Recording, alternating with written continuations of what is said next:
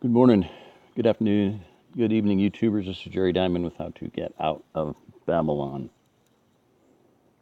And you can see I'm outside. So, nice big spreading oak back there. A little bit of nature. Not too bad out. We interrupt this program.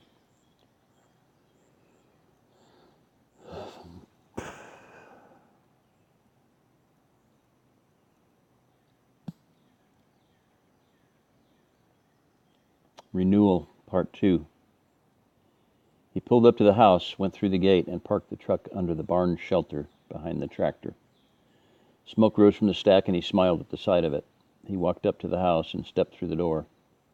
The girls were taking loaf pans out of the oven. "What's cooking?" he asked.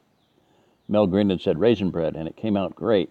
Would you like us to bring you a couple slices with some butter when it cools?" "That would be nice, darling. Throw in a cup of coffee, and that will be very nice." Her father tousled her hair, then asked, "How are you feeling today?" The girl shrugged her shoulders and then said, "I'm a little tired, but okay, I guess." He nodded. "Well, that's fine. It will pass. That bread looks very good. It'll make great toast for breakfast tomorrow."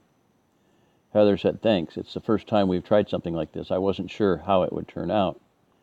You've got so much wheat in buckets, we decided to grind it and start making more yeast-raised breads. We're even trying to develop our own sourdough starter." "Well, that's definitely something to look forward to. I like sourdough, but we never could keep a starter going very well."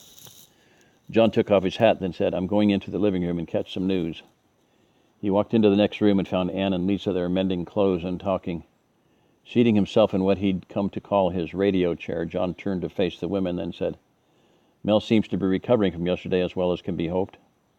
Ann looked up from the button she was working with and replied, "I was afraid she was going to be ill, after the way she got soaked and half frozen and the fright she went through. A long hot bath and a tiny taste of your whiskey seemed to have melted the cold right out of her. She slept until 10 this morning.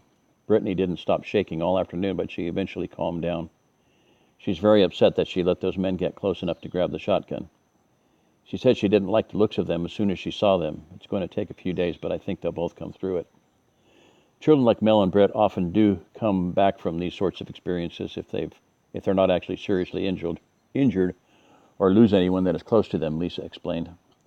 "Mel may well have nightmares for a time as her subconscious hashes it all out, but